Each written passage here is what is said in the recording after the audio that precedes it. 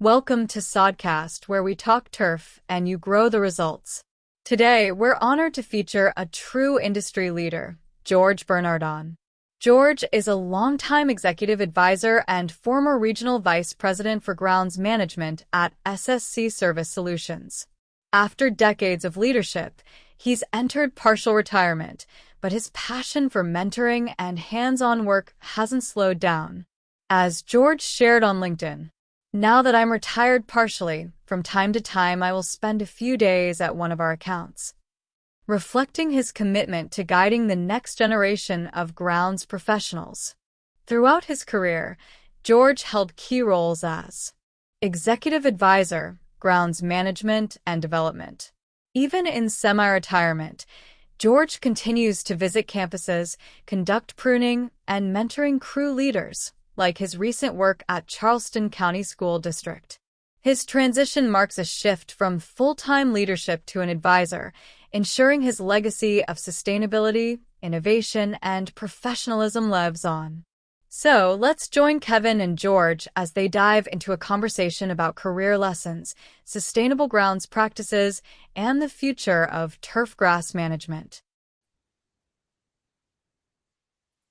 Hello, everyone. Welcome to Sodcast, where we talk turf and you grow the results. Today, we got a very special guest, actually a personal friend of mine, a mentor and a colleague I have known for years, George Bernardon. George, welcome to Sodcast. Hey, thanks, Kevin. Good to join you, and I'm happy to be here. Thank you. Likewise. Can you tell the homeowners out there a little bit about yourself, George? Well, we're going to start in reverse and then hit forward.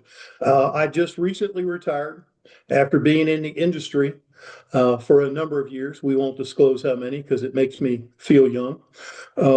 But I started at the age of 14 working in a nursery beside me. So I started loving plants at a young age. And from there, I moved into landscaping. From working in the nursery into landscaping, and I did that for a couple of years. And then after that, I got on with the Marriott Corporation as their grounds manager for their world headquarters in 1983, and I was there for a little over 7 years. But in that time frame, Marriott got into the outsourcing business, and when they got into that business, they solicited me to help them put together bid packages and training packages for the employees. At the accounts which they achieved. Some of the accounts included IBM, school districts, colleges, and universities around the country. And I did that with Marriott.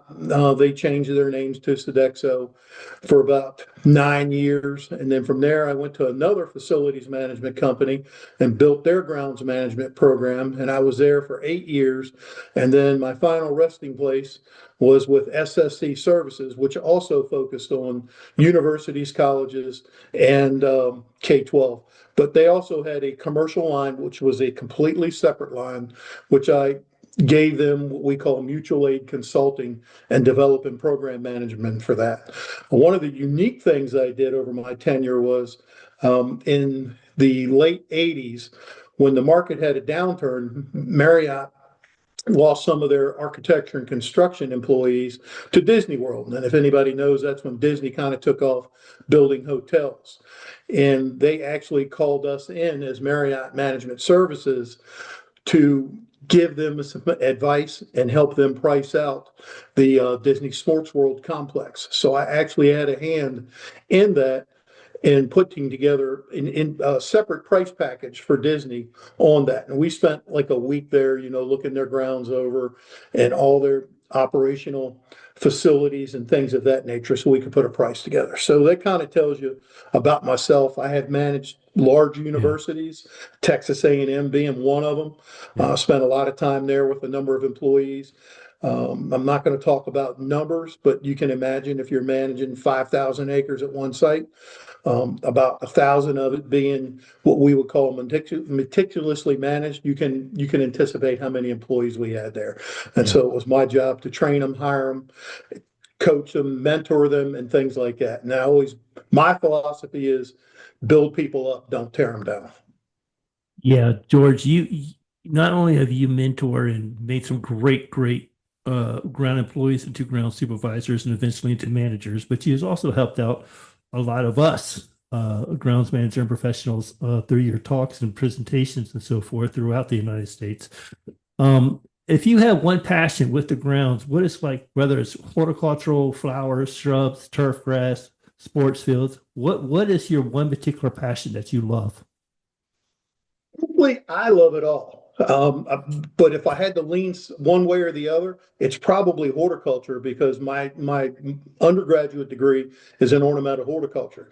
But I was at least smart enough to minor in turf Yeah. because I spent a lot of time doing turf and working with athletic fields and things like that. So yeah, I love it all. And I still tinker with my home turf here, love to mess with it. I've changed it out 3 times only because I live kind of in a transition zone in the south with lots of trees. And so I've gone from Bermuda, which wouldn't survive the shade. I tried tall fescue without an irrigation system, and it would do fine until August when we had the 100-degree days with no irrigation. And I now have gone to centipede, Tiff Blair, which really, really did well last year. So I'm kind of excited to see how the Tiff Blair pans out. Yeah, I remember you seeing your posts on that on Facebook, and yeah, you have done it all, and you experiment with it all, and you had taught us a lot, in the past years. What's some advice you can give to homeowners out there, George? I mean, you know so much. You're just, If you got I so could much give knowledge. Like, what could you share to the homeowners out there from? the thing that I would try and convince homeowners the most is spend more money on soil than on sod. When I redid my yard, my neighbors absolutely thought I was nuts. I tilled up, I have about 4,000 square feet in my backyard, and I tilled all of it with a Troy built tiller down 6 inches. And some of it I literally had to pick because the builder left me with wet clay that had been compacted with a bulldozer. No fault of his. He did his job. It was level, but it wasn't anything worth growing sod on. So I added compost. I added organic fertilizer. I added carbon to it. And I believe that's why my turf is doing so well is because I spent more money on soil prep than I did on sod. Yes, and what George is talking about is, I'm a firm believer in it, is feeding the soil and having the soil feeding your plant. And George, that is just great advice for the homeowners out there. Could you tell the homeowners out there? I can personally talk to you about my humbleness of what humbled me over the years till 6 in the morning. But could you tell me a time that you were humbled from your all your experience that you could pass on to the homeowners so they don't make the same mistake? Well, anytime you think you know everything, you really don't. You can be humbled, but I got to tell you, when I was at Marriott, a senior vice president of architecture and construction kind of took me under his wing, and he coached me how to manage projects and manage people and keep deadlines and things like that. The horticulture part. I got down pretty good, but getting all the other stuff organized and timelines met, it was a learning process for me. And I'll never forget, I was doing a project for him and I bumped into him at the cafeteria one day and he goes, "How's that project going?" And I was as proud as a peacock because we were probably 2 weeks ahead of schedule that I developed. And I said, "Man, we're doing great. I'm ahead of schedule." He looked at me and he goes, "Whose schedule, yours or mine?" So, Understood. I mean, it taught me a little bit of a lesson, and there's always lessons to be learned. Did you get the numbers correct when you were doing some addition and things of that nature, calculating?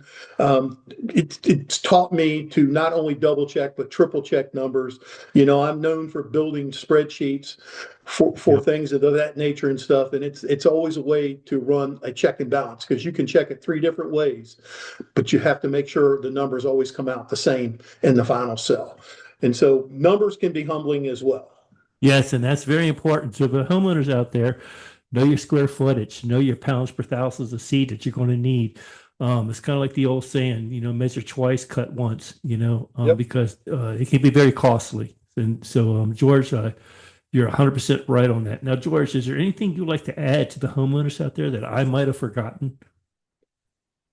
If I'm a homeowner, I'm not, when I go looking for plant material or even sod, I'm not looking for the best price. I'm looking for the best quality. If you're looking for seed or sod, you want to make sure you're getting certified seed or sod. And that's critical. When I purchased my centipede last year, I spent time on the phone with the grower. The salesperson, I talked to them and I said, yeah, let me talk to somebody that knows what I'm talking about. And I had a little pull because I used to be on the Georgia Turfgrass board. So I was able to talk to the owner and we talked turf. And Yes, so sir. it was great. I also was able to talk to the guy that hybridized the seed down at Tifton. So that was good. Yeah. But Well, George, ask lots of questions. That's the key. yep. And that's 100% correct and 100% right. And that is 100% great advice. George, I appreciate your time. I appreciate your advice for the homeowners. You have given plenty of advice to professionals like myself and others over the years. Thank you. And thank you for joining Sodcast, where we talk turf and you grow the results. Thank you for joining us on Sodcast, where we talk turf and you grow the results. A big thank you to George Bernardon for sharing his incredible journey and insights into sustainable grounds management and leadership. His legacy reminds us that innovation and mentorship are the roots of lasting success in our industry. If you enjoyed today's conversation, be sure to subscribe, share, and leave us a review. For more tips, training, and turf talk, visit our YouTube channel and follow Sodcast on your favorite podcast platform. Until next time, keep growing, keep learning, and keep making every blade count.